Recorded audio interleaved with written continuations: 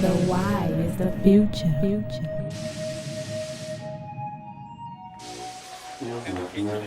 Out of the realm of chaos can a movement be birthed and eventually exist.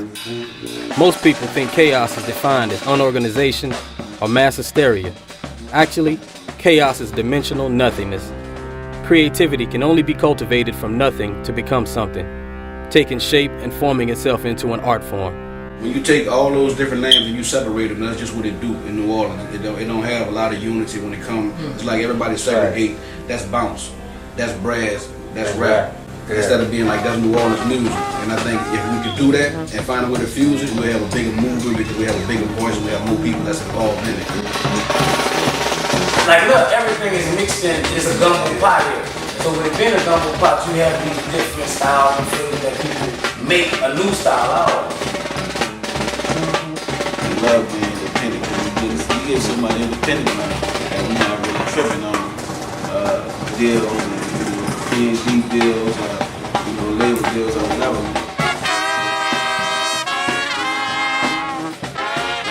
First, culturally, New Orleans is not part of the United States. I've learned to see it as the northernmost point of the Caribbean, and that's a major influence. Yeah, man. New Orleans, my city, you know. NOLA, it's like that movie style shit, you know what I'm talking about? I'm shooting a video for this one, man. Y'all make sure y'all get I'ma ride this track with no brakes, you can't stop me. With attitude that's outspoken, people say you're cocky. I say what I wanna say, do what I wanna do. I want my name to be famous like Amos too. My city, New Orleans. The beauty of this city is the opposite polarities it represents. The city is life.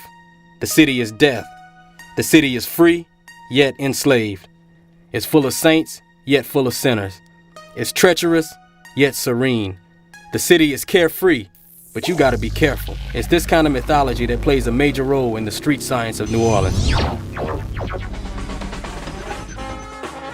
What music is? Music is a vibratory frequency that resonates in melody, rhythm, and notation. Music is a revolution.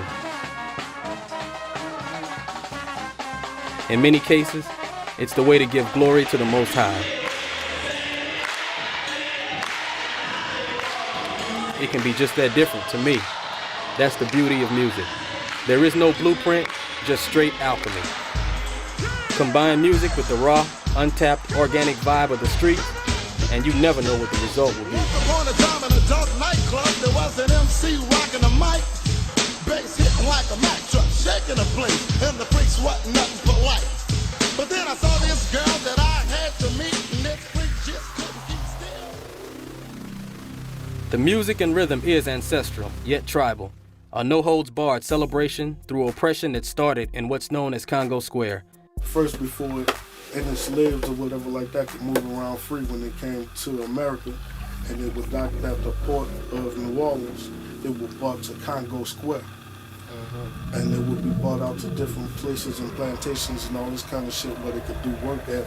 But when they would come back to Congo Square, like for the evening or for the night or whatever like that. New Orleans was one of the few places, if not the only place, in the South that allowed the slaves to keep their culture intact. So there, they were allowed to play music. And all that they had was homemade drums and shit like that. The square is the focal point of the historical Treme. The original ciphers took place here. 500 slaves on any given Sunday afternoon. That being brought over into the Indians with the parades and all this kind of stuff and second lines and all that. The beatings of the drums and all this kind of shit is different rhythms than you hear in the music anywhere else, except for people who have been migrated from or through New Orleans.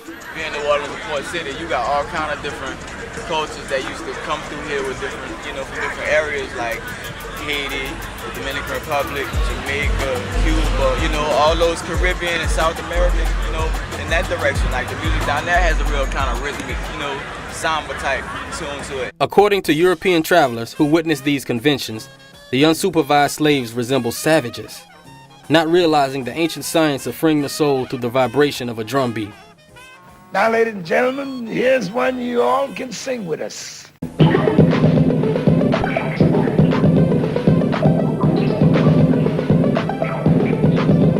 revolution began untelevised in the streets of the South Bronx, New York City. The culture developed its signature calling card. This New York street culture invasion had started to sweep throughout the South. Before long, the state of Louisiana's largest city and bustling metropolis of New Orleans would adopt every fundamental element of street music handed down from its northeastern predecessor.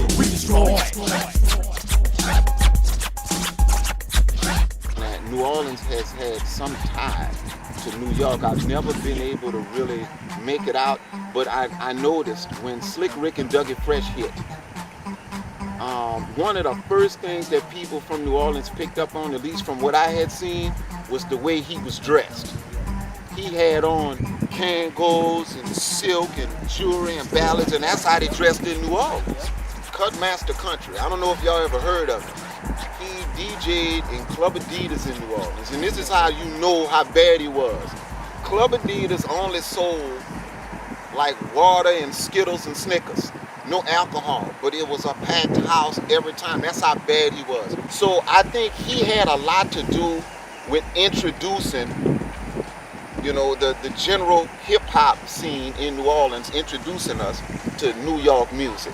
The Showboy was from New York, you dig? And I mean, that had a huge influence on New Orleans bounce, because everybody took that Trigger Man beat and did their own thing to it, you know what I'm saying? So in that sense, I don't think the whole New Orleans was influenced by New York music, because when we did our thing, the SB and Joey thing, we was more influenced by Cali music, by the West Coast music. Well, the Showboy, I'm not gonna say New York, the Showboys had a huge influence on New Orleans and the culture of music, because to this day, you can have a new record come out tomorrow.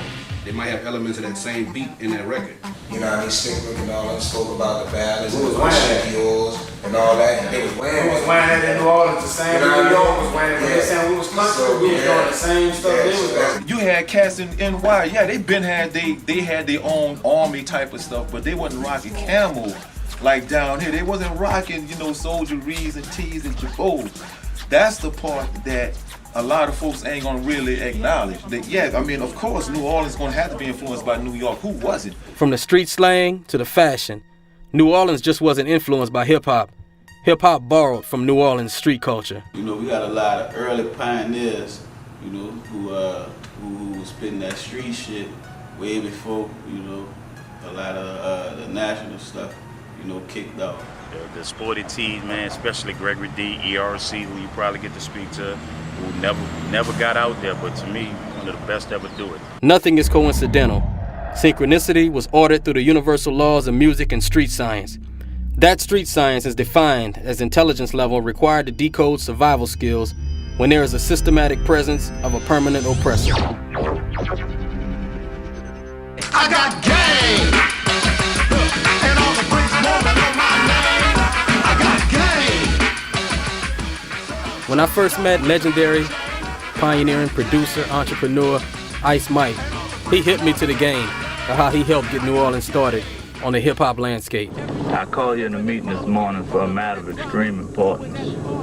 The South is making a serious dent in the major market business. Sure, I know. There's one in particular. Ice Mike Entertainment. It's making a real upset. What do you want me to do? I put a little something together. I am Ice Mike 1200, pioneer producer from New Orleans, Louisiana. Released a lot of hits out of there, and also like built a lot of names. So like before there were record companies or whatever like that all over the place, you know, as far as like people thinking they're record companies or whatever, there was a rap group called the Ninja Crew, very important in New Orleans music. Sporty T was one of the artists that was in the group. He rapping on the phone to Foresight Records in Florida, and he gets a record deal. And he shares the record deal with a person who he used to battle with at school named Gregory D. And they get this DJ Baby T, and they come up with a record. The group that really inspired me is the Street Force Ninja Crew with Gregory D and Sporty T and Baby T. I like Sporty T too. Yeah, something about Sporty T. He just had a certain little vibe and his own little swag, I guess you should say. That's the record is pressed from Florida, so definitely, you know, we're rooting for, you know, every time it comes on the radio for turn it up. That's our people. We are one. You know what I'm saying? That was a good moment. The Ninja Crew had went on to do their thing from Florida, and Gregory D, when he left that group, he went to California and came out with a record called Freddy's Back. And I liked all those records, you know what I mean? I played them at all the parties as a DJ and shit, and I knew them as performers and shit. So whoever was being inspired to make records at the time, you know, it was like the big dream of going to New York and doing this and doing that and getting different labels to be involved or whatever like that. And I just wasn't waiting. No offense or nothing like that, but something was missing. And it's kind of like, it's so party, the music is so party, that it's kind of like, it's not really touching the core of the soul, like a Public Enemy record or like a LL Cool J record, but I wanted a New Orleans record. And Gregory D had records, but they were from Florida and from California as far as the distributors and presses. So I always did love Buck Jump Time and Project Rap. I just didn't like when they played it in the club because, you know, fights would break out. New Orleans, you know what time it is? Buck Jump Time. Back Cali, yo. Buck Jump Time. That Mel for me. Buck Jump Time. Magnolia. Buck Jump Time. And you don't want to be in the vicinity when you're 7 Ward beefing with the 9 Ward or something like that, because, you know, that turns into a ballroom brawl. So that was my only gripe with Greg's songs. Damn, bro, you working them up so much that, you know, they fighting. But I think Greg liked that, though. Yeah. He used to like all that kind of shit. I got them niggas in there fighting, bro. Y'all did good tonight, you know? But where I came in at was pressing the record, making that bitch hardcore, where I make sure that a lot of people's attention be on this record, whether it has promotion or not.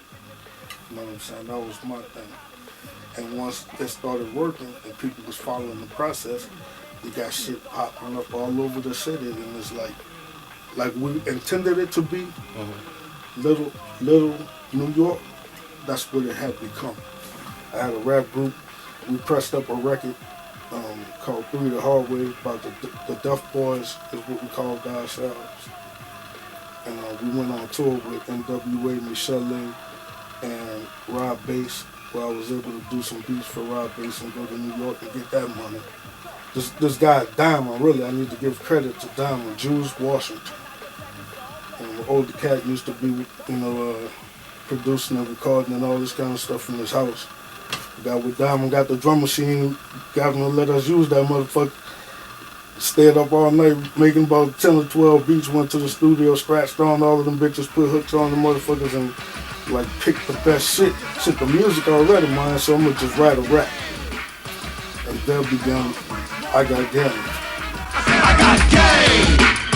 Yo, cause Ice Mike will take the stage and hit you hard. You know, early to mid 80s, you had your Greg D, Sporty, you know, Rescue Crew. You know, you had all your, you know, original crew. Yeah, Devious, Ice Mike. So you got history here. It's just about how you're gonna have it set up and documented. Nasty bitch. From way across the river on the West Bank, from an unincorporated area of Jefferson Parish named Marrero, is an MC from Lincolnshire named Bust Down. Guess what? Bust Down. You know, I came up during the era of breakdance, and I used to hang with this guy who was real good. So, you know, he started backspinning, and there was a crowd out there, and they knew I could breakdance, but I wouldn't dare dance when he danced because he was so much better than me. And so he walked up to me and said, "Man, why don't you go ahead and bust down, kid? That might be a nice name, Bust Down Kid." So I started performing under the name Bust Down Kid, and then, you know, once I matured, I took the kid off. Bust Down is a lyrical legend. I think that before he was a lyrical legend, he was a fucking lyrical legend. You know, I grew up in Marrero, but I also grew up in the 7th Ward, right off of St. Claude on Polka Street. You know, so I had exposure to the second line bands and everything, and so that's why I was able to appreciate it. And when we put that song out, you know, everybody just took to it automatically, and I really believe it was not only because of Ice Mike's production, but also because of the concept. Everybody in the house, put your bellies on. Everybody, put your bellies on. Everybody in the house, put your bellies on. club would express to us it was time to leave, they would play that song, dun, dun, dun, and we just all, second line on out the door. So since it was already a popular song in New Orleans on a cultural basis, on a traditional basis, like for who knows how long, Ice Mike threw that in there. So I was like, man. Bust downs rocking the house, so put your balance on. I had to hit the party right. That's my first song that really went over well in New Orleans. And then of course, on the flip side was Nasty Bitch. Back in the days, I was an irresponsible recording artist as well, you know what I'm saying? Recording songs such as Nasty Bitch, you know what I'm saying? And when that shit comes on in the club, it would be incredibly crazy because first thing run to the dance floor is the women. I quit college to perform in gong shows, which was, 4 or 5 nights a week. A slow night, I'd make $500, so, and that's how I actually met Courtney, the guy who financed my first project. Okay. After I had kind of like hooked him up with Luke Skywalker to get his record deal, he kind of like took a different angle. And, we was all young at the time or whatever, so, you do what you want to do. But I had much brighter ideas for Bust Down or what it could be or what it could achieve or, this, that, and other. That's my thing. Let everybody know why you agreed to not perform that any longer. Sometimes I wish, my plan didn't work out so well because, living that down these days is a difficult thing. Plus I got kids. I don't want my sons to think that's a good thing. So I let them know, I was young, I was wild, but I've changed, and change is good. Right. So, people offer me money for shows and stuff like that to perform that song, but I leave it on the table. With that, I respect everybody, but I wish there was a safer way that people who wanted that, you can have it, you can enjoy it, you can do what you do with it or whatever like that, without it becoming another hindrance to our community as far as our youngsters and shit. Hey, yo, Ice Mike, bust this. Well, let me tell you this story about this broad. Sales in excess of 120 million records/albums dating back to the inception of SoundScan in 1991 would qualify any other city as a major force. However, New Orleans is much more than record sales. It is the clubs like Club Adidas, Club Discovery, and the bottom line, it is the people like Picture Man Polo Silk, Bobby Marchand, Wild Wayne, DJ Rowe, Devious, and so on. See, the biggest thing was Bobby Marchand. He was the glue that held all the shit together. He was the promoter for all the artists in the South region. Yeah, everybody, man. Cash Money, all of it. Once he died, shit, nobody knows. That's when shit really fell apart. Ain't nobody filled that man's shoes. Juvenile was one of them. Juvenile Soldier Slim was another one. These guys, all of them. Bust Down, MC Thick, Sporty T, Gregory D. UNLV, they came with a lot of street heat, you know what I'm saying, low key, you know what I'm saying, from the Night Walk, you know what I'm saying, LOG, my man Feel I Feel, Kicking His Doors. Dolomite, Hustler, Face Forever, Low Key, SB Enjoy, Lady Red. Man and Fresh, you know what I'm saying, KLC. Lil Elk with the Give It Gat. UNLV. Lil Slim, Tim, Joe Blakk, Bust Down, that's all I You know what I mean? 3-9 Posse, Ruthless Juvenile. Yeah, Partners in Crimes. That's Black Menace, UNLV. I mean, greatest groups of all time. And I mean, I'm talking about up there with the Ghetto Boys, everything. That's how I feel.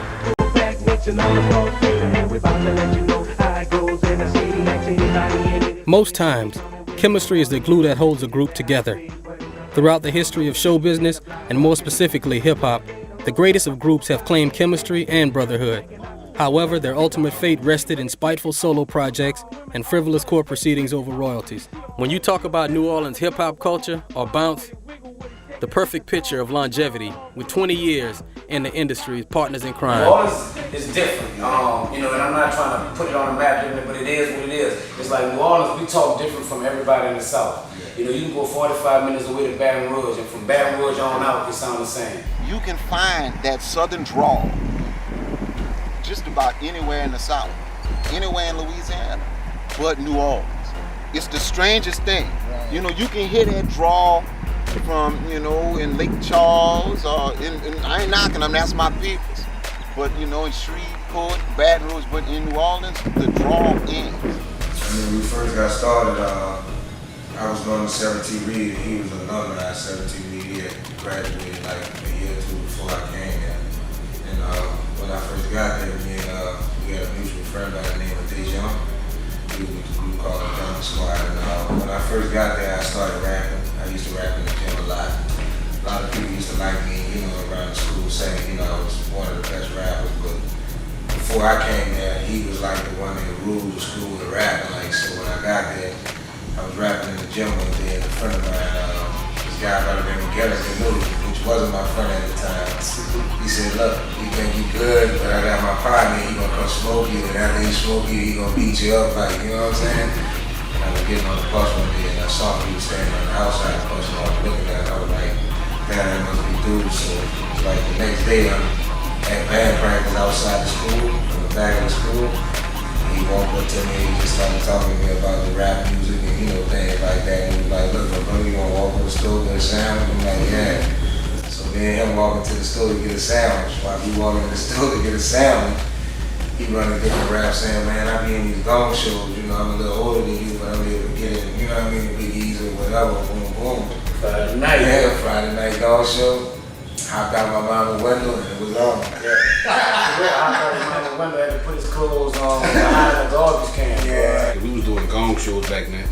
That was the thing in New Orleans, you know what I'm saying? You go around the city and do gong shows, and we was going around doing nothing in them gong shows. You came through the rap, they asked us to write our name down, like what the name of our group, we had no name. I had the TV show I used to watch every weekend or whatever, it's called Partners in Crime. It was a corporate name, Partners in Crime. I just took the I in and just put the N on it, made it hip hop, and that's where you get the PNC from right there. Yeah. And once we put that down, we just never looked back from there. Like it's like Partners in Crime. It was like, what you put on the people?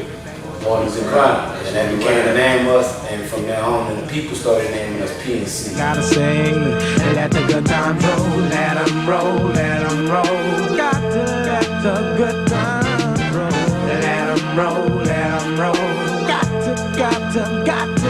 Now I remember the days of growing up, doing wild and crazy stuff, jumping on the back. Affectionately and collectively known as PNC, Mr. Meena and Kango Slim have always possessed the uncanny knack for transcending time by experimenting with different sounds and styles. You know what I'm saying? Me and Kango so connected on music so that we don't talk about what he gonna write and what I'm gonna write. We come up with a general topic, and I do me and it's be amazing how this music come together. You know, you had these scandalous songs coming on, like Partners in Crime, one of the most scandalous songs in the world to me. It was actually getting radio play. Nobody said nothing.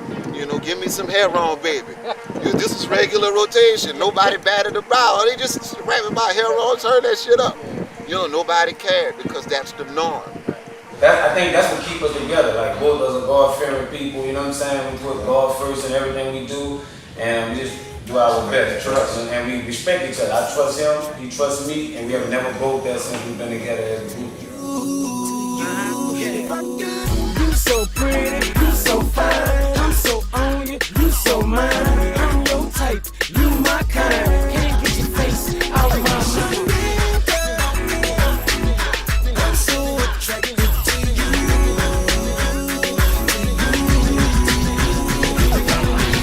17 Waters are funny era by itself. He from Gertown, I'm from Hollywood. You know, when I was living in Hollywood, I always said that Hollywood had an East Coast swag. Like before, when the guys came out with the Timbs and all that, that was Hollywood all day. One of the most exciting parts of this documentary is taking a trip through legendary 17th Ward, Hollygrove, and my tour guide was the CEO of P&G Entertainment, Spiff Knight. P&G Entertainment right here. We live in the valley. We here. We on deck. We about to bring Hollygrove to the world. The breeding ground of the whole 17 area is like they always have been known for being like just a fresh era trendsetter. Like the whole 17 area, you got Nigga Town, you got Prison Town, Junior, you know what I mean? All the older guys that come up in those areas, you know what I mean? You get all your airheads, you get your chips, your nachos, your chicken, And they have breakfast on for $1.50 right here, you know what I'm saying? Just let them know who running that music shit off this side. Man, I'ma tell you, dawg. From the ground up, my nigga Skip boomed the shit, you dig? My nigga Skip got it from the mud, pushed the shit, you know what I'm saying? He doing this thing, you dig? They got the little dude, Skrilla, from off that side, you know what I'm saying? He doing this thing, you know. I ain't never met him before, but I heard about dude, you know. I give props when it's due, you know what I'm saying? Big dog Reem, you hear me? But like Reem, yeah, my nigga Reem, you know, ghetto slave music, you know what I'm saying? You know, UPT music. And this Holly Grove and Malt Street right here. You know what I'm saying? Where we reside at. Where the DJs go down each and every Sunday right here live.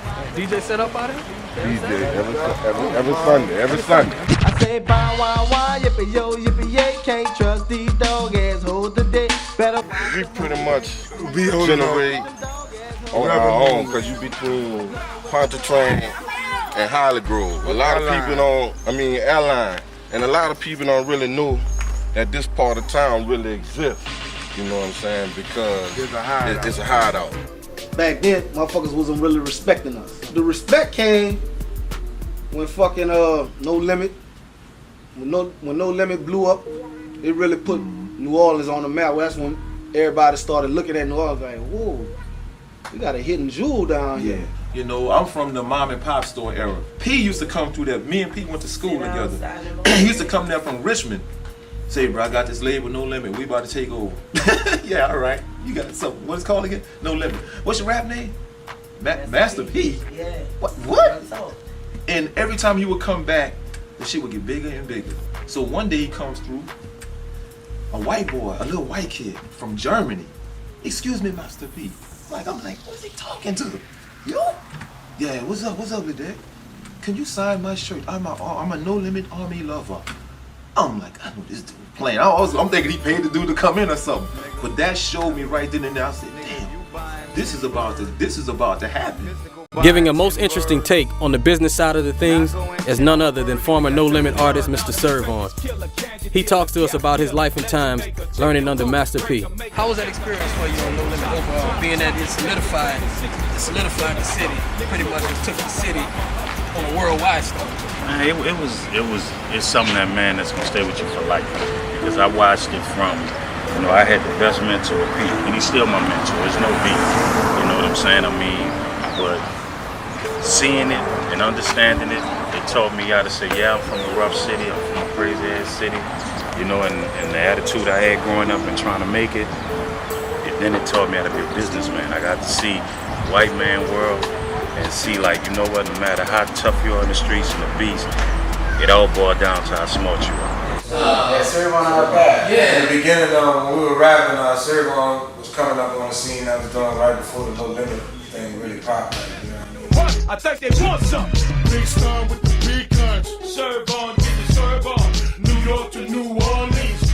Don't put in morphine. The streets getting more cream. You know, my education with No Limit, I watched the struggle, man. They didn't respect the South. Outkast worked hard to get it. Bun B them worked hard to open it up. And, you know, we was the label that came up and said, y'all gonna respect the South or not, we gonna take it, and we took it. And I mean, you look at rap now, we still running. The South still running. Weezy and them, Maybach Music, Rose them, it still stays in the South. From the T.I.'s to Jeezys, you know, started with Rap A Lot and us, you know what I'm saying, Southern wise, and we got it, and we not letting it go. And I think because we more creative down here. I wish a lot of the young cats could have came up in my era when I was, you know what I'm saying, coming up watching Fresh and Cash Money and them and No Limit them doing their thing, you know what I'm saying, so they can feel how I feel and see how I feel. But like people like that, man, mean a lot to our city, man. You know what I'm saying? It mean a lot to the world. You know, when we started popping and we came back, you would hear little stuff from the artists here that was selling records. What they didn't even know, man, we greatly had so much love for them that when we did stuff, our shows, it was mimic after what we learned down here from all the artists down here before us. You know what I'm saying? But they was on something, a lot of them was on something, and they know who they are. You know, oh, y'all not us, y'all not, you know, we the ones down here, but y'all out there, we the real ones. And I'm like, come on. You know, we just wanted to grind. It wasn't feeling us rapping down here because Bounce was running things. So we went somewhere else. Alright, boys, the plan goes this way. I wanna blow trigger, man, back to yesterday. When you're building a solid structure, you should have a solid foundation. And the solid foundation of any bounce record is Trigger Man and Brown Beat. And most people want to know where that comes from. And why is it called that beat? Where they at, girl? Where they at, girl? Where they at, girl? Where they at, girl? Where they at? Bounce music in New Orleans is hand in hand. You can't go to no club in New Orleans really and you see them getting down without a bounce record playing. And I mean, I embrace that part of the culture because it is what it is. At the end of the day, I mean, it's got somebody else eating. You know what I'm talking about? So I applaud anybody that's eating from their craft. We had this little craze that was going on down this way, which was the bounce and the T.T. Tuckers, and, you know what I mean, things like that. So about the time the 90s hit, we was kind of into our own little element with New Orleans do. Was one of the bounce man with the Trigger Man beats, you know what I'm saying? To me, Trigger Man is like to New Orleans what the funky drummer was to New York in the late 80s and early 90s. That James Brown loop, that did all of them were using, Chuck D, you know, Public Enemy, they use it. So that's what Trigger Man was for New Orleans. You add that to your recipe, whatever you cooking, and the people will understand it. Right?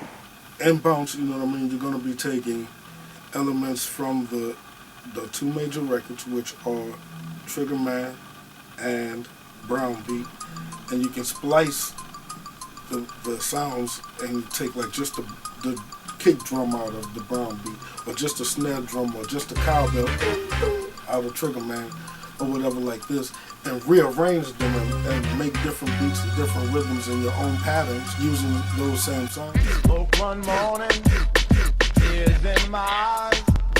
You had left me with. He say I'm a hood name and like we're gonna have fun, so it was a, you know, the thing of having fun, shouting your boy, your pop, shouting them out, all right, they ain't boring them off the heat bank, you know. Saw some girls out there popping and stuff like that. So everybody had fun with it. So it was like a little craze that was going on. So, you know, once that became like New Orleans thing to do, we just tried to pursue it. We did it in our own way when once we became partners in crime. You know, when Juvie first entered the game, yeah, bounce for the juvenile. You know what I'm saying? So Slim had another song that was a bounce song. So everybody that hit the scene or even got popular from here or got a fan base started, they started with the bounce music. I say bounce for the juvenile, bounce for the juvenile, bounce trick, bounce, bounce, bounce. Drag rap was a New York produced song.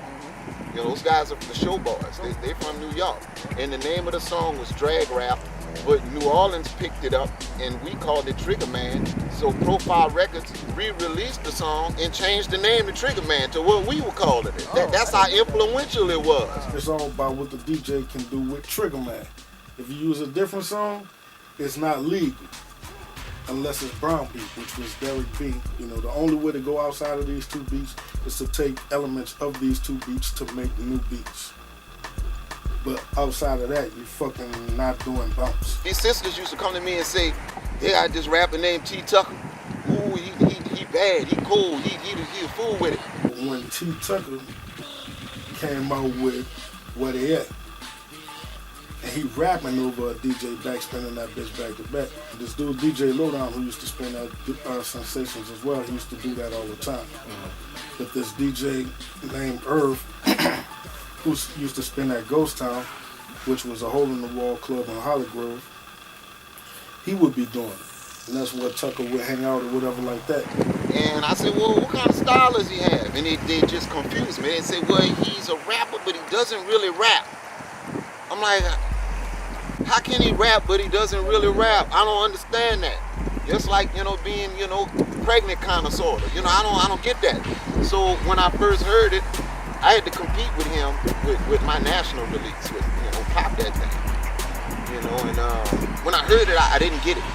And I was like, you mean to tell me I went in the studio and signed a deal with the devil, and, you know, to make this song, and I got to compete with this? But then when Bounce came in, it's kind of like somebody slipped something in their drink and it's like, you know what, bro, let's say something retarded. Right. So it kind of regressed backwards.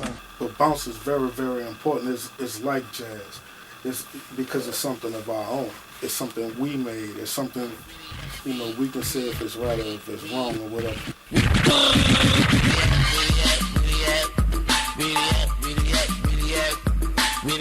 But I went to a club one night and I understood it after that. You know, I was like, this is project music right here. And and it was impossible to knock. If you comparing it to that New York tradition that we came up listening to, you'll find fault in it. But if you stop comparing it and just judge it for what it is, you start to get an appreciation for it. It was supposed to be just a novelty, but the way that somebody came at him like, okay, this could make some money. And it was selling. It was selling. You know, me, him, PNC, TT talking like, you know, mystical. You heard that song. That nigga redid talk a whole shit. You know what I mean? But ain't nobody gave him no money. That's why the man in jail stealing cigarettes and shit. Nigga hurt. And it's the godfather of this shit. He started it all. You know what I mean? Without talking, it wouldn't be none of this shit. You can't knock nobody art or whatever. That's for them. You know what I'm saying? But it's kind of hard to control if other people like it too. And what if you outside and you got your kids outside and they ain't never heard nothing about the real world yet? And here you got some shit. I want some dick in the middle of the... Oh, man. Cut the fucking DJ power. So everybody that hit the scene that even got popular from here or got a fan base started, they started with the bounce music, regardless to what it is. In a business where the loyalty can easily be swayed and fan support usually dwindles with each click of a mouse, Partners in Crime has managed to amass a catalog of work unrivaled by any act in the region or nation for that matter.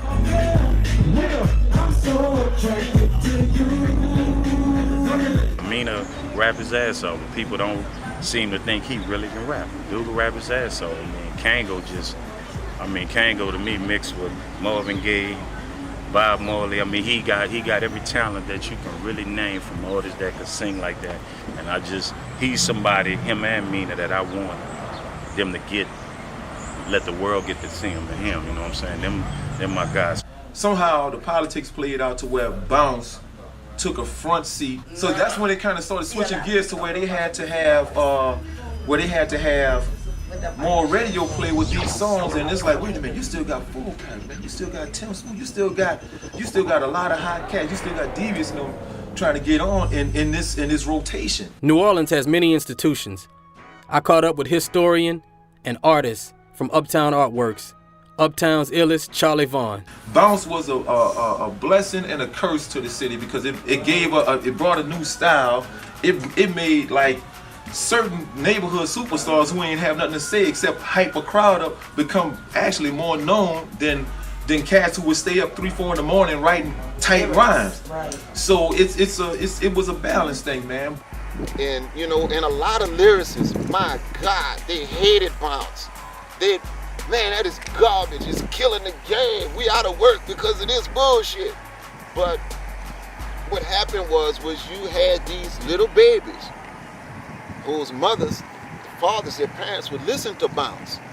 And man, time flies. These little kids grew up and they wanted to be lyricists, but they incorporated those bounce melodies into them. I was one of them niggas that was pissed off. Yeah, I ain't gonna lie, cause we used to spend all of that time flowing, doing our thing. And when Bounce came out, it was like so damn easy to do. I was like, what kind of shit you need skills for to do this type of shit, you feel me? The tempo done changed, the stars done changed. Rap overall is a schoolyard managed sport. You know I'm about to go with that. So nowadays, it's still highly competitive, but the pants getting tighter. Ooh-wee. Brothers rocking feathered hair. They busting mascara. They got the transgender rappers. I got love for them faggots. I listen to that sister over and all that New Orleans. Long as you New Orleans, I'ma roll with you. They done took that shit far, way farther than we took it. We wasn't talking about what they was talking about, though. We was talking about hustling, man. But again, that ain't my place. It's like I'm happy for anybody that's able to feed their family, their boy or their man, whoever you rocking with.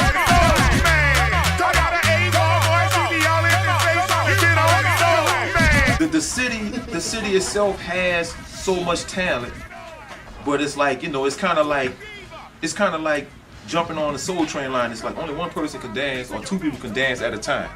You got all this talent, everybody trying to get in. Right. And it's like they kind of blackballing one person, holding this other person off, keeping this other cat in the contract. Somebody's just whack. Right. But They got some people that just bypass all this shit, not paying their dues at all. They can get out there and open up for the next big thing. It's like certain people got it, and and a lot of people really just get into it for a phase in their life, you know what I'm saying? But only the true hit is gonna really stick out. And that's the problem with a lot of the rap generation now. That they so busy saying, I'ma have the butterfly doors, I'ma have the Bugatti, I'ma have, a menage a trois with all these bras.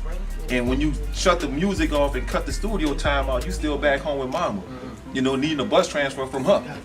It's not a lot of authentic people. It's a few people that's real, and then you have a whole bunch of copycats, other people trying to really emulate instead of just being who they are.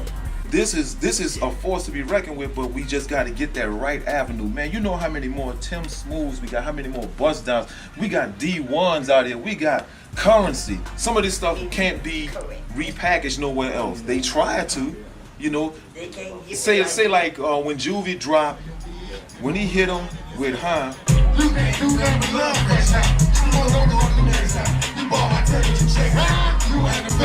when that jumped off, it was crazy because this dude was supposed to smash the whole game, but that's the same time that Nelly dropped. So this dude looks quote unquote prettier than Juvie. He had his little patch on his eye looking like left eye, but Juvie came up there grilled up, got the big mouth, ain't changed his dialect. He hit the whole grammar, Project English front to back, rep the whole UPT and New Orleans.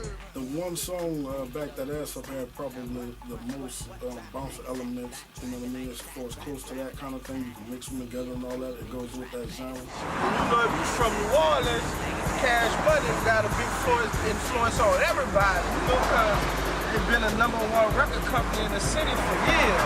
I wish a lot of the young cats could have came up in my era when I was, coming up watching Fresh and Cash Money and them and No Limit them doing their thing, so they can feel how I feel and see how I feel. But like people like that, man, mean a lot to our city, man. They mean a lot to the world. Because they did some things that was like trendsetting, you know what I'm saying? And we live by the soul, die by the soul. If her police looking for me, people like Cash Money, No Limit, those people have the resources and the power to be able to make things happen for the city. That's what you're saying. It was hard for them to get there. Right. But they got there. Now they don't care. Right. It's about them getting their money. You know what I'm saying? You got cats better than you, but you're not going to expose them. Then they just taking them artists, signing them, and just keeping them on lock, so they can't be no competition. That's what people do it right now. All them niggas want to give with Cash Money and don't realize. I said, go ahead with Lil Wayne now. Lord, if you just count Tim Smooth, just the part that he came in, that I Got to Have It was like the New Orleans Rakim setup. If you listen to the end of Tim Smooth, I Got to Have It, he the first dude. Now, if y'all want to do the homework and check the yearbook, he the first dude that said Humbre on wax. At the end of the song, you go, Humbre. It sounds stupid, funny to the next person, but to me, that's history. Give it up, give it up.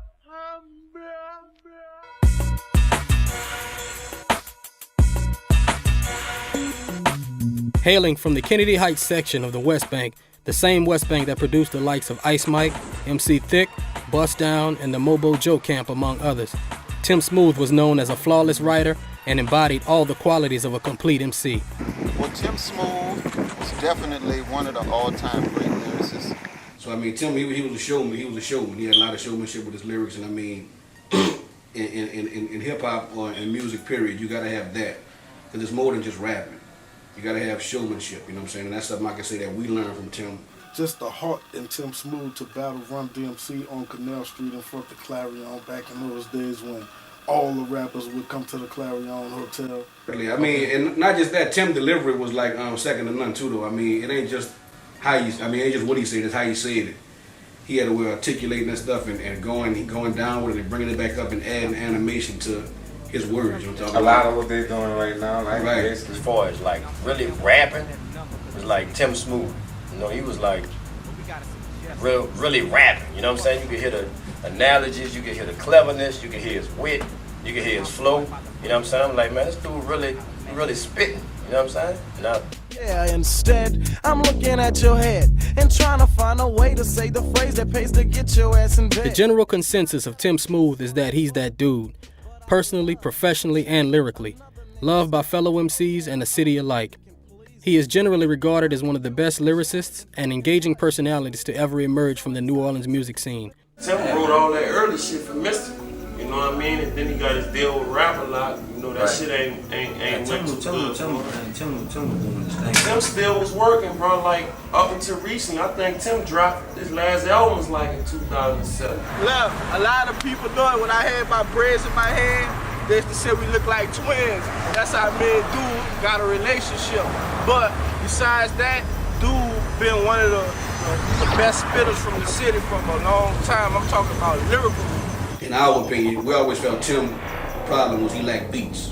Because he raps so good, he'll just get on anything and put it out.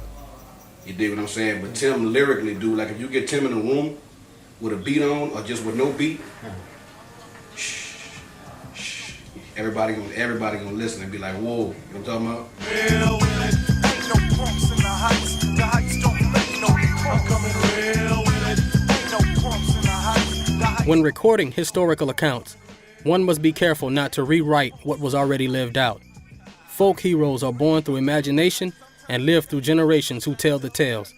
Whether the legacies diminish or grow depends on the body of work left behind.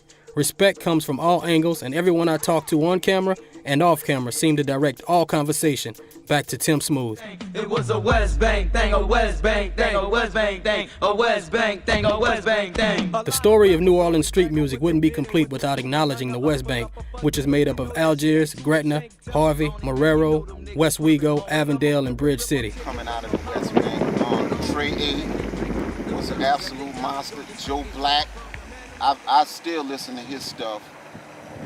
Even some of the guys who never really got their shot, like Player Bum, he's a real excellent lyricist. Junior Mack is nice. First rapper that inspired me to rep Marrero was MC Shine from Marrero. Charles Walker is his name. Who else? There was this rapper, MC Thick.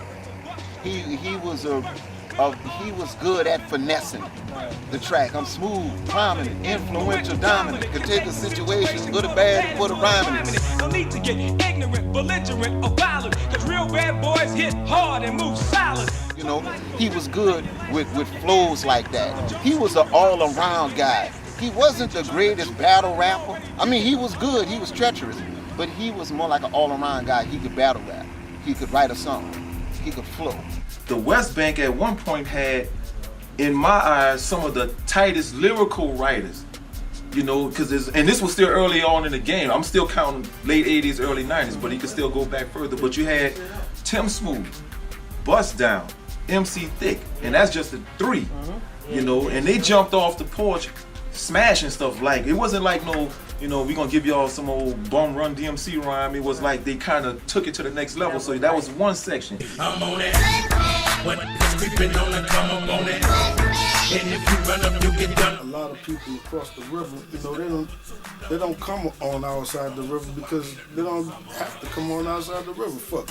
But it don't mean that we ain't just as much as New Orleans as you, or that we don't love you just as much as if we was living over there with you. You know what I'm saying? So we didn't see no fucking division anyway. You know what I'm saying? But maybe they felt like since these records are coming up out of a section that we don't hardly fuck with. You know, and they jumped off the porch smashing stuff. Like, it wasn't like no, you know, we gonna give y'all some old bum run DMC rhyme. It was like they kind of took it to the next level. All right, say I produced this artist, Joe Blakk, It Ain't Where You From. And then the whole rap he talking about, it don't matter where you from. You know, they putting people in jail from your side just like they putting people in jail from our side. Come on, come on, come on, come on, come on, come on, come on, come on, come on, come on. Where you from? What you tipping? Where you from? He could write a song, he could flow. But yeah, so those are some of my favorite lyricists off the West Bank. When we were concentrating on the West Bank, we were more like MCs or lyrical, or the beats were more trying to elevate off of what was already major. The West Bank was doing their thing, definitely, you know what I'm saying? They was making a lot of noise earlier, but I think the East was like the last people to make noise. Whether it's bounce or hip hop, you know, we all using it as our part of our culture, so we know it's embedded in our, you know, our brains and just the way we move and we operate. When it comes to the street savvy culture of hip hop, testosterone-filled braggadocio has always been the order of the day. No one has ever argued the effectiveness of alpha male sensibilities.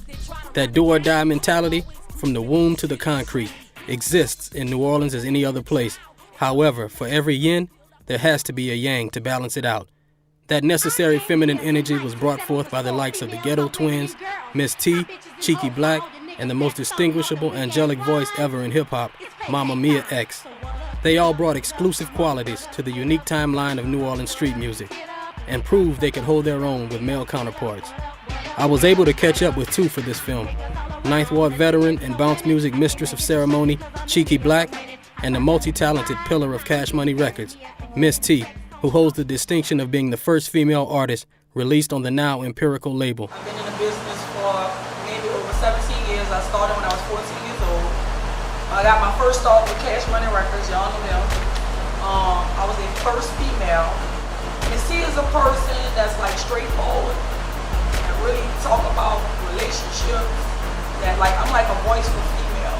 Like I say what a female really won't say, but she don't say it. With Cash Money, it was like good and bad. You know, that was my first time in the industry. I really didn't know the industry. I really didn't know about copyrights. I really didn't know about publishing or whatever. So I'm gonna say the experience, it was like a learning experience, and I grown from it. You are not fucking back. You jealous. I have new music out there, but a lot of like people from New Orleans, they really like to hear the old stuff that I did like 15 years ago, like the niggas be creeping, if you don't trick, don't fuck them, or why you acting funny, free your mind. They like to hear those hits, and I just appreciate that they are classics. You know, DJ still play my music, I still get booked off of those, I still get booked off of shows for those stuff. Why you acting funny with all your money? Tell me why you acting bad with your cash. You know, it was a conflict with us and Cash Money because my Dolly leaving Cash Money, then Miss T was on Dolomite's album, you know what I'm saying, still signed with Cash Money. Man, it was a problem with them dudes. I want to be a person where I inspire others, inspire women, and not even women, just people in general. That I just want to be an inspiration because I came from the sixth floor, I came from the ghetto. And people think when you brought up in them circumstances, they think that you're not gonna be nothing. I dropped out of school when I was 15 years old. I moved back, got a GED diploma, took some college courses or whatever. I just want to be remembered as an inspiration. You know what I'm saying? Like somebody that motivated you to get out your circumstances. Put y'all motherfucking hands together for the one and only 9-1-pound Cheeky motherfucking Blakk.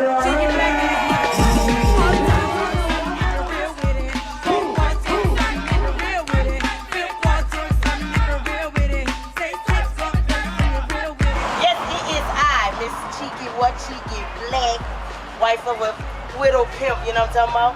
We was at a concert. I was dancing at the time with Juicy. She made the cat. So I was her dancer. This so happened, Pimp come holler at me, hey, what happened? What's happening with you? What you mean, cat, what's happening with me? We both young at the time, you know what I'm saying? But we in the club doing our thing. So it gets to the point to where he wasn't signed it. He got signed to Cash Money. Oh, he think it's all about him now. Oh no, bitch, I'm gonna show you Cheeky, go be Cheeky.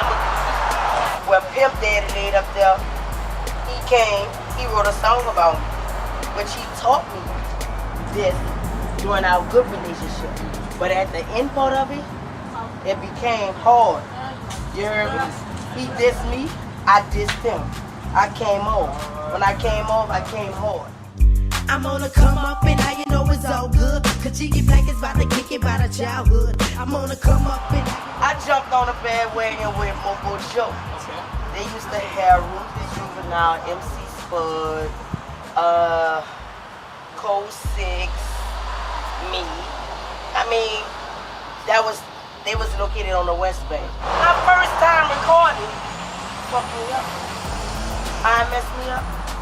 It went to the point of I went hoarse. I had to swallow an egg, a raw egg. I had to drink hot tea and honey and suck on a lemon and a fucking peppermint. How about that? Talking about twerk some nigga. Now I'm talking about ready for combat. Yeah, I'm on some bullshit. I'm living legacy. Said it's being veteran. When you speak of royalty, you have kings and you have queens. The pioneering queens of New Orleans are none other than Cheeky Blakk and Miss T. These ladies helped build New Orleans hip-hop and bounce culture into what it is today.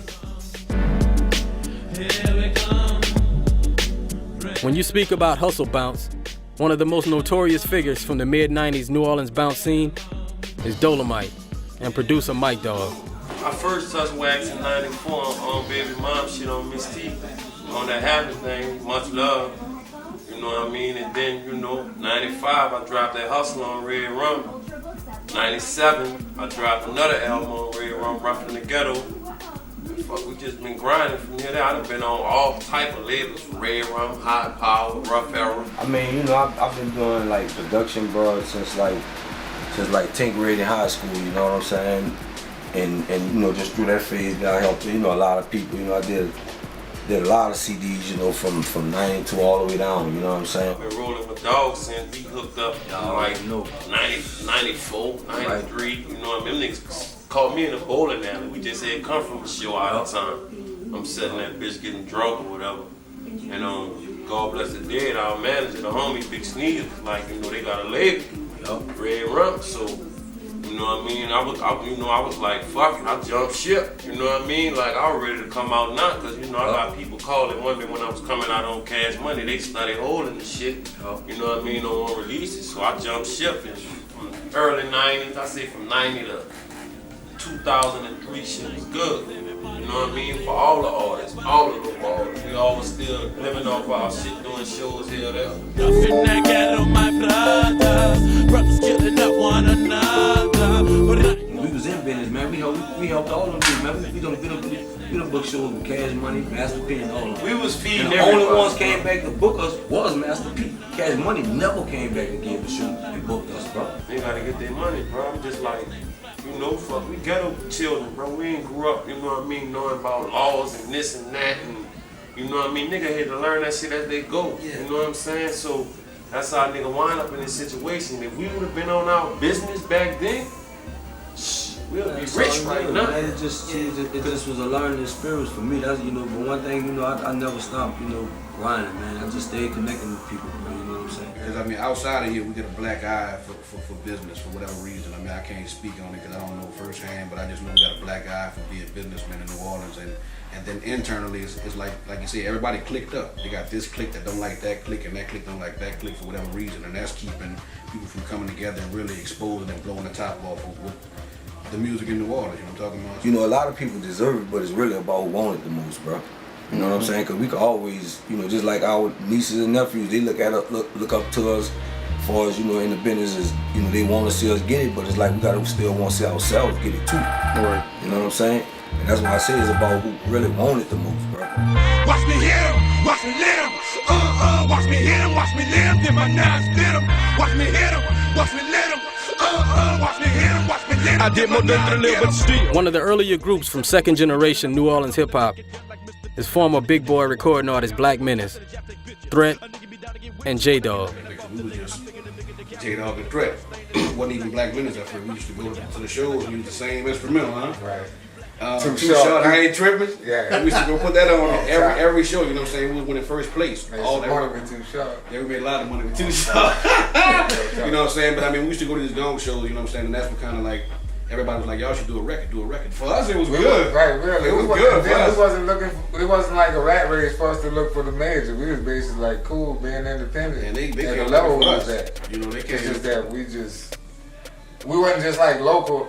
We put our life experience in our music, you know what I'm saying? So evidently, us growing up in Holly Grove and being a part of the element that was the street, you know what I'm talking about, it influenced us in what we did in our music.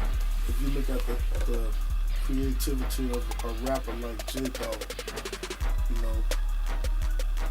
when he came out, his niche for his brand, his personal brand, was his tongue twister. Holly Grove had all influence in the world on us as artists and as men. You know what I'm saying? Because without going through what we went through growing up back then, we wouldn't be here. We probably would have took another route and did some other shit that would have led us somewhere else. I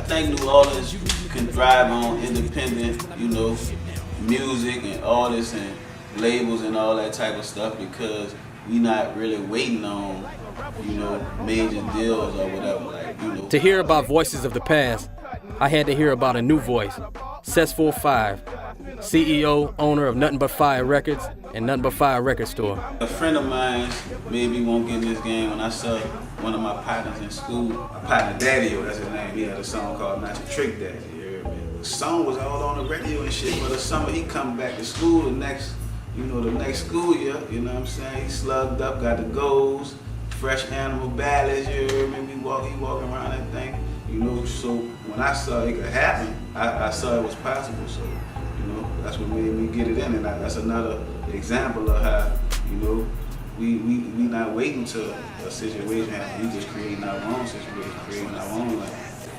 One kiss to the neck, see what that do. Pin her legs to the back, see what that do. I be all on the back like a tattoo. Father bustin' cash. Nothing But Fire Records. You know, this the #1 independent label in New Orleans right now. Right now, of course, we got 6 Walk Pup, Ses45, Young Cino, Keedy Blakk, John Quest. Before we go any further into the future, we have to let a new generation MC talk about his past influences.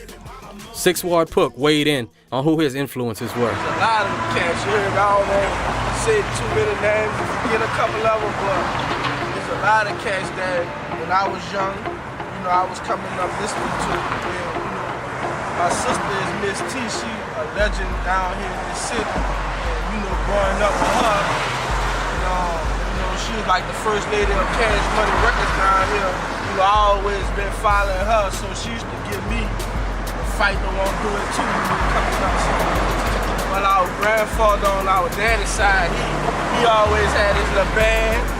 And you know, they could do little gigs and shit all over the city in different places. So I think that's where we kind of got it from. At first, I started off as a manager for my sister, and like Ses45, 5th Wall Weavy, and a lot of them. And so, you know, when I went to get in the studio and kicking my raps, a lot of people went to like them. So they made me stick with it. You know what I'm saying? So, like I'm saying, I'm really just trying to make some money to get on to some other shit, you hear me? On my sleeve, say 6 1 2 3, I'm about to leave. Say you got. They got national artists to come down here and, you know, like can't sell out the club. And, you know, we put a local in there and sell it out, you know what I'm saying? So just like last night, I ain't gonna say no names, but last night they had a national artist, 2-3 songs come on the radio, somebody had like 80 people in the club. It feels good to be home, you know now, cause every second you're gone alone is slow. Most cities in the game have their local heroes, but New Orleans has a soldier. Once dubbed the Tupac of New Orleans, Soldier Slim became endearing to many people in the city. Anywhere you go, it brings tears to their eyes just to hear his name. Magnolia Slim, you know what I'm saying? A lot of people know him as Soldier Slim. Soldier Slim, Magnolia Slim, Ice Cream, whatever you want to call him. He was one of the most loyal dudes to his soil. I never heard nobody rep their spot from one person and it spread. I think what makes Soldier Slim a legend, you know, not just, you know, to New Orleans or to Louisiana, but, you know, to the world, is like his whole story. You know what I'm saying? And the way he came into the game, you know, like Slim New Orleans. That's Wild Magnolia. You know what I mean? And you don't get no more New Orleans than Slim. You heard me? Soldier Slim was like the New Orleans pop. I mean, he spit our demeanor, like, you know, dialect of New Orleans. He talk like New Orleans and he talk about New Orleans mentality. Dude, he cut hair. He used to cut hair on the side while he hustled. They even called it the Magnolia Slim cut. You know, you want a Magnolia Slim fade, you know, you holler at Darryl Ice Cream, he'll shape your shit up. That I paid for it, man. That was a New Orleans classic. Pay for it, I pay for it, I pay for it, I pay for it if I want it. People in the Magnolia, they follow Slim, you know, and then he was, you know, living what he was saying. You know, he wasn't just saying some studio stuff. He was actually, you know what I'm saying, living what he talking about. Drugging, robbing, killing, stealing, whatever. Nice with that mic though. Yeah. You know what I mean? This nigga sold gold while he was Joseph. You know what I mean? So, yeah, Slim one of the realest. The first time I met Slim, we was at the Parkway by KLC House, man. Me and my cousin Joey, we was listening to, I don't know if it was some new mystical stuff at the time. This had to be 93, 94. So KL playing all this stuff and, you know, somebody knocking at the little basement door. Dude coming in with a little Pee Wee Herman bike. Nosebleed. I'm like, what the fuck? KL was like, hey bro, you ready to go in? Excuse me, KL, I'm just trying to imitate your voice. But KL had old boy go up in that booth. They turned off the air conditioner so, you know, so the sound won't, you know, reverberate in there. Hit the music, and Lord, just watching how this dude starts spitting, me and my cousin on the side like, what the fuck is this dude doing? He's like, he had a style that could rap, he could rap fast, he could rap like almost like a conversational tone, but the way he would have his own twang, you know, you could tell it's him.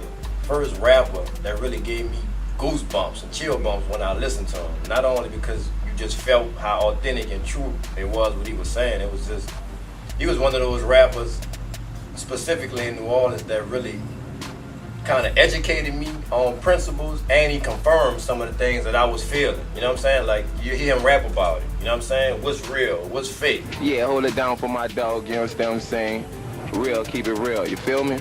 We don't give a what. The city loved him because he was a fun-loving dude. Honestly, he was able to go a lot of places and people loved him everywhere. Like, True. Plus, they knew that his world that he's talking about was a reality. It was a reality, right. They knew one thing, he wasn't bullshit because he right there in the project with these dudes. They were doing this type stuff, and that was, you know, he was a product of what he spoke. Is in that New Orleans slang, his southern drawl, he making up his own, you know, his own slangs, and he came with a movement. Either you love me or you love me not. I'ma be me. I'm known for me. Promises that I can't keep. And baby, the streets made it, and I run 24/7, 365 daily. The streets pretty much attested to everything that he was saying, that it was real and true. You know what I'm saying? And so when he passed, you know, like I was telling Cheeky earlier, we was at the second line, they brought dude out, streets flooded, you know, everybody in the Magnolia, BG going bananas.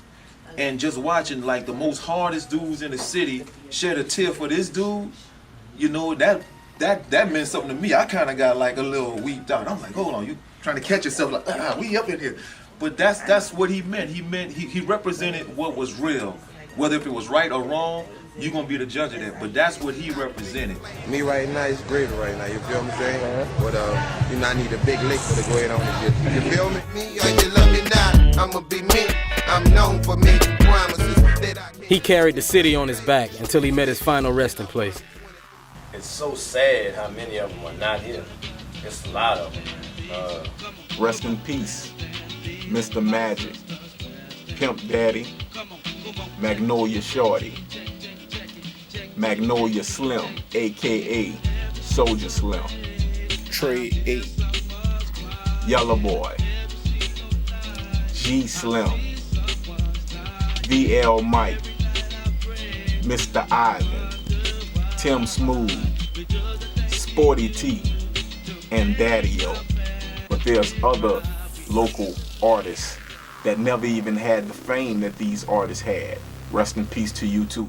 Being that you have to get commentary from all angles, I caught up with Jack Spratt, artist, comedic actor, to hear his take on New Orleans hip-hop history. Before they had really tapes, you had live tapes. Everybody in the club performing their stuff live, you know what I'm saying, on cassettes. That was, you know, they're performing Club 49, they're performing news, and the tapes used to circulate. So, you know what I'm saying, before UNLV really signed with Cash Money, or before they really came out, we knew what they were. Just, you know what I'm saying, all the bounce artists, Slim, UNLV, all these people who were bounce artists. They were bounce artists and performing, and they were being recorded in the club live. I done witnessed cash money, no limit. The rise and the fall, I ain't surprised at all. The love of money. I have to say Magnolia Shorty too. She kind of stepped in and kind of captivated the game. You know, I knew Renetta from back in the G, but I never really. I kind of went to Atlanta, and when I came back, she was like, wow, she was doing it. She was like doing it for real. So I just definitely have to say Magnolia Shorty. They don't really have a lot of people who I know personally who were falling with brass band. You know what I'm saying? Brass band is kind of like, we may have 7 or 8 guys in the group.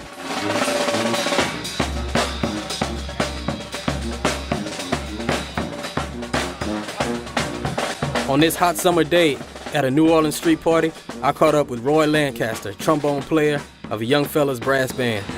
Keith Anderson, he called him Wolf. You know, he played with the Dirty Dozen, the Wheatbirds, the Newbirds, the Hottie. He's pretty much on everybody's album. You know, he's a trombone, phenomenal trombone player. He really set the standard by composing the majority of the original music that's on the streets. Being in New Orleans, a port city, you got all kind of different cultures that used to come through here with different, you know, from different areas like Haiti, the Dominican Republic, Jamaica, Cuba, you know, all those Caribbean and South American, you know, in that direction. Like the music down there has a real kind of rhythmic, you know, samba type tune to it. And after being mixed with like African drumming, you know, African percussion at that time, like it was kind of incorporated here. Like, yeah, that's how you can incorporate in the music here.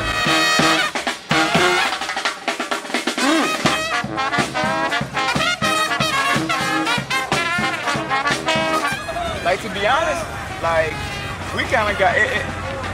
When we travel, it's kind of like we get the same, not the same reaction, but it's like, it's always an excitement. Like, the crowd's always so into what we're doing.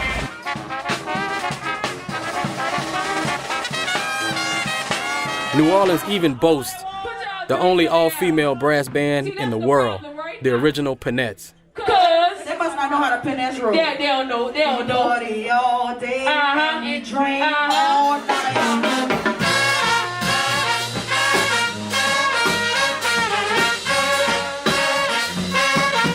Basically, the whole Rebirth brass band was an influence to me because, I mean, they opened up doors. They paved a lot of ways for a lot of bands in the city and all over. Bands before that, Dirty Dozen, Trimming.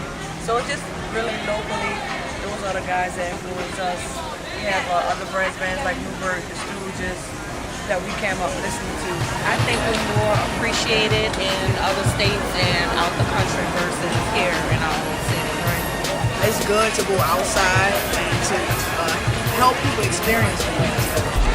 Rebirth was the brass band that changed the whole style. Everything was, the majority of things was jazz bands are traditional. But when they came in the game early, a long time, years ago, they switched the game up. Try it again. Say who you gonna call. Say who you gonna call. Say who you gonna call. Say who you gonna call. Say who you gonna call. Y'all say it.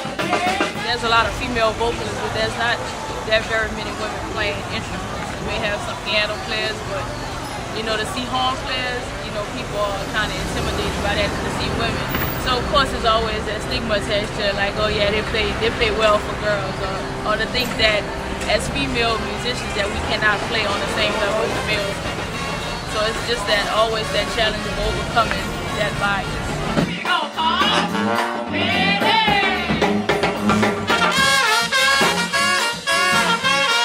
At least from the early bounce rappers, I can hear the melodies from the brass bands and the Indians. Before we cut out from here, let's take them saints on down one more time. I mean, still in the business right now, I look at more of the young generation now, you know what I'm saying? Because that's all you see right now is the youngsters, you know, taking over the game. I don't feel bad. I'm like, let these young niggas have this shit. They can handle this shit. If any of these rappers was to do, take our shoes and walk in it, they'd have been quit years ago. You know what I'm saying? This game is not, it's unfair. It feels unfair at times. You know what I'm saying? So, but you know, we held it down. We did what we had to do, and like I said, we have trust with each other. Like I give him his lane to do him. He give me my lane to do me.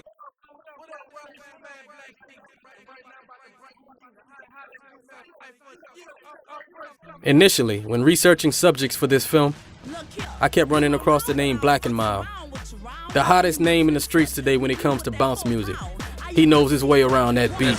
Work. I work hard. You know what I'm saying? I don't, like, you know what I'm saying, right now, it's what, 2012? Last time I had a regular job was leaving in 98. You know what I'm saying? So I've been living just straight off of music. You know what I'm saying? No more hustling or none of that. You know what I'm saying? So I just constantly stay in the studio working. You know what I'm saying? Stay on the road traveling, producing for whoever. You know what I'm saying? Watch me do this shit. Watch me do this shit. Like, I'm a producer and I'm a rapper at the same time, you know what I'm saying? I got a passion for the music, man, and you know what I'm saying? And that's the main thing, and I have fun doing it. So once the fun gone out of it, you could just hang it up, you know what I'm saying? You got sisters and brothers out there like Chica that's been on it. And it's like, you know, it's a long time coming, you know, but it's gonna happen. I'm not gonna say it's artificial, because there's always been artificial elements in hip hop. But it's out of balance. It's too much artificial and not enough real, and it's kind of adding a sickness and an infection to the game. Shit just crazy, bro. Man. Niggas don't stick together down here, bro. Everybody won't be front line. You know what I mean? But a lot of them niggas who won't be famous don't even know how to be famous. It's a crab in a bucket mentality, you know what I'm saying? Majority of them just like, they like to eat crabs and they act like crabs. You're coming home with me tonight. I be checking guys out down here, man. They in the club and spending $2,000-$3,000 and all this shit in the club and all this. Why you ain't spend it on your mobile? Why you ain't, you know what I'm saying? Why you didn't spend that on a couple of radio stations and whatever, a couple of club DJs? Do they respect the whole modern industry of rappers, producers or whatever as being authentic? And a lot of them, you know, fuck it if you're mad, I'm just telling you, a lot of them not, you know, and there ain't nothing wrong with that, but if you honest with it. A lot of times it takes for you to go out and to try to get that deal, leave New Orleans to try to get that deal. It's a little harder at home, you know what I'm saying, but I got major love for the artists at home.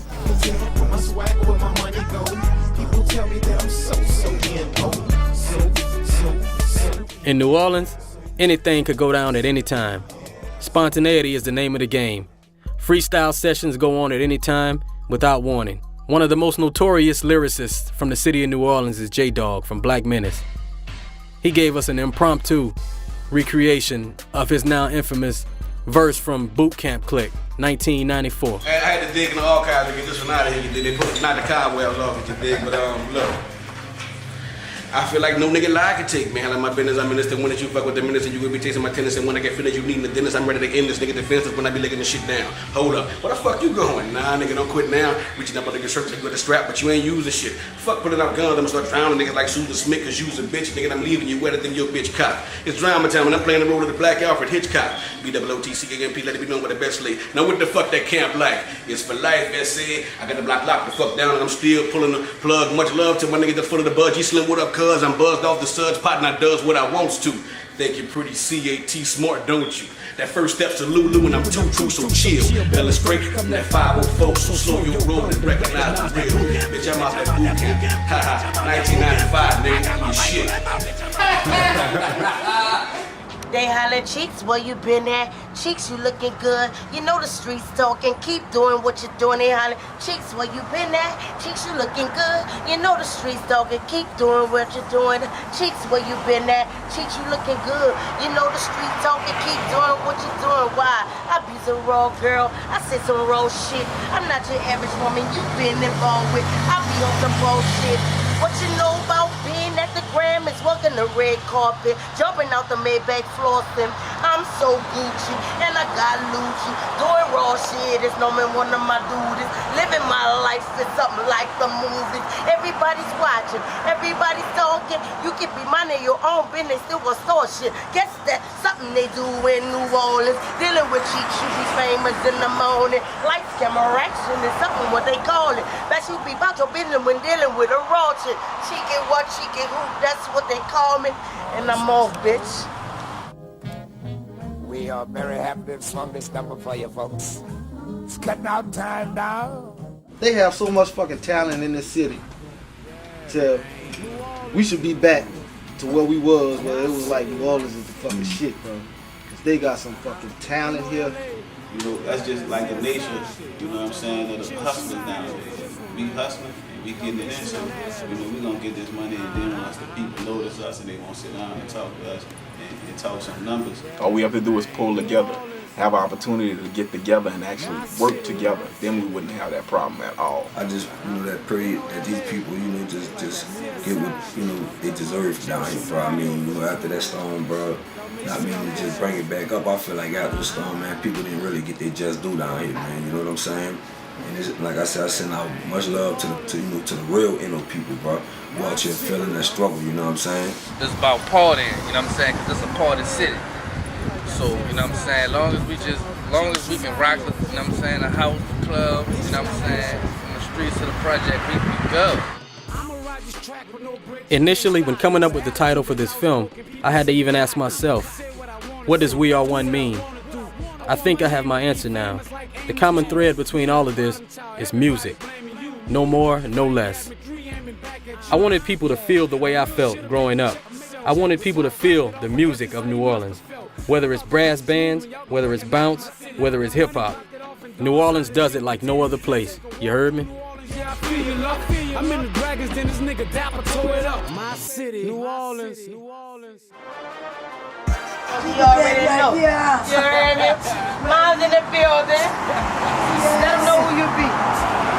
Tell them who you is. You hear me? I'm still good on me right here. And she holding it down real New Orleans. Real New Orleans like this. You hear me? Damn right. All right. Now get the bill. Come on, man. Five. There she gonna be in the mood. We all want free music in the North. All day. Anything go down with TV Blakk. You never know who might be. Come on, you gotta come on. I was just by you, girl. Let me finish my business. But you supposed to be right here. You been a little. I'm about to finish my business. So you got pussy. Look, look what you got. See, you should have came home. Real. But at the same time, that's how it is. Go ahead, we gonna put her in there, All right, let me see you just shake it like a door. Hop, step, roll, rock, ride that, tell her that. Dog, can you yippee, give it that, ride that, stick like a car, girl. Hit the with the pop, big car. Yeah, we only in New Orleans. Only in New Orleans. Thank you, baby. Thank you.